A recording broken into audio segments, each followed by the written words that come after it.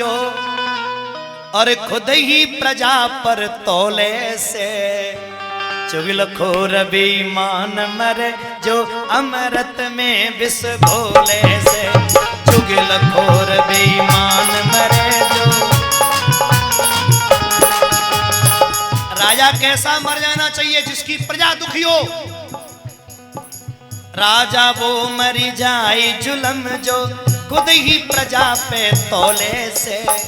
चुगलखोर बेईमान मरे जो अमृत में विष घोले से।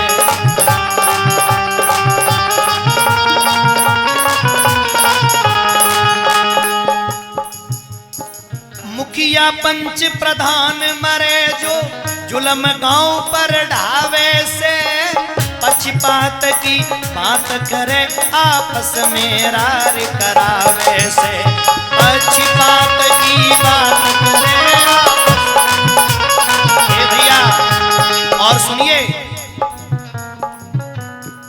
मरी जाए ऐसा सेठ नीच विपत्ति में दे न पाई से। छोड़े साथ मुसीबत में वो मर जाए दुष्ट लुगाई। छोड़े साथ मुसीबत में। और जाको पति उठावे कष्ट अभागिनी कैरन के संग डोले से। चुगलखोर बेईमान मरे जो अमृत में विष घोले।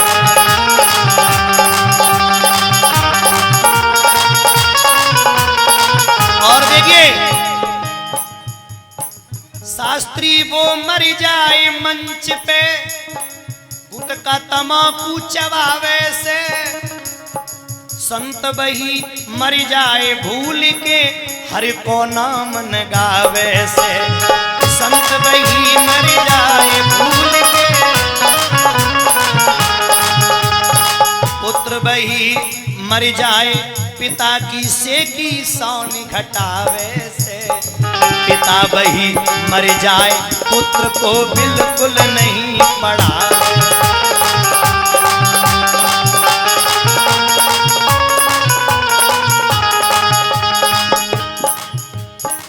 पिता वही मर जाए अपनी पुत्री को।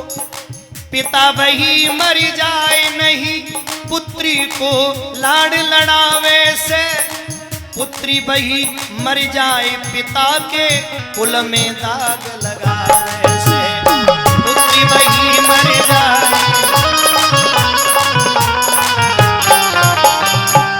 बहुत लंबो है कथा, बहुत आगे पड़ी है, इसलिए अपने प्रसंग पे आ जाओ।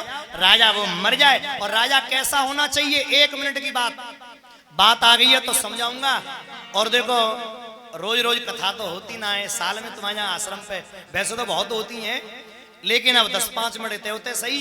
तो सुनो बहन भाइयों, एक राजा था और उसका बेर का बाग था। राजा कैसा होना चाहिए सुनो। एक गरीब आदमी बेर के बाग से गुजरा और राजा उसी बेर के बाग में अपनी सभा कर रहा था। गरीब आदमी ने देखी बेर बड़े पके लगे, भूखो बेचारो 3 दिन को। गरीब आदमी ने एक डेला मारो तो 5 बेर गिर गए, खाली उठाए के पेट भर गए। सोची 2-4 अपने बच्चन के लिए ले जाऊं। और जैसे ही डेला मारा तो बेर नहीं गिरा, वो डेला उछिट के राजा के सर में। और जो राजा के सर में लगा, राजा का सर टूट गया, फूट गया, खून निकला। पकड़ो पकड़ो, भागो भागो। गरीब आदमी भागा नहीं, दोनों हाथ खड़े करके बोला सरकार ले।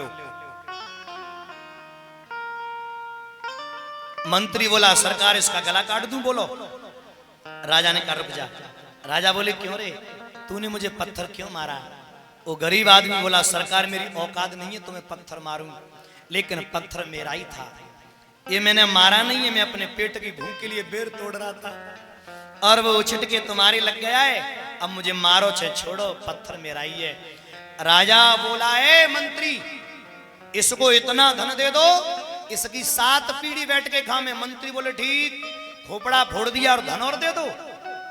तो उस राजा ने कहा मंत्री तुमने सुना नहीं, इसने कहा कि इसने पेड़ में पत्थर मारा, पेड़ ने इसको फल दिया। हम कहा पेड़ उठ गए बीते, जो जी पत्थर मारे हम इसको दंड दें, हम भी फल ही देंगे। बोल गोविंद भगवान की।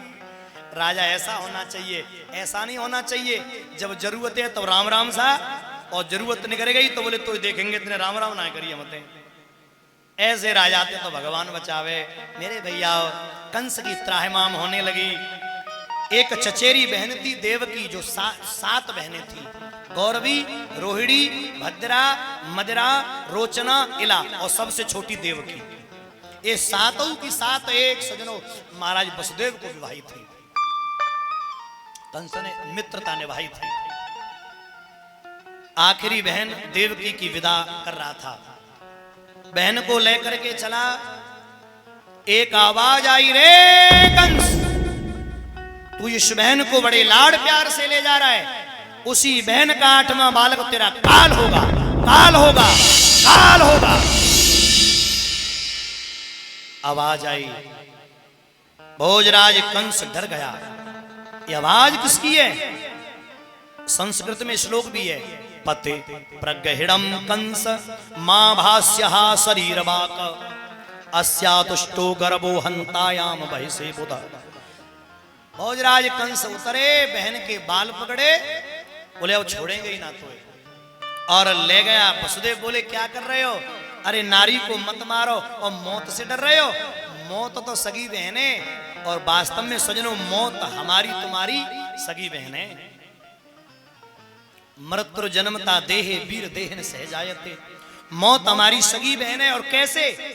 अच्छा एक बात पूछूं पांडाल में आप लोग ईमानदारी से हाथ खड़ा करना और सोच समझ के हाथ खड़ा करना। मैं पहले से बता दे रहा हूं, हम लोग इस समय मर रहे हैं कि जी रहे हैं?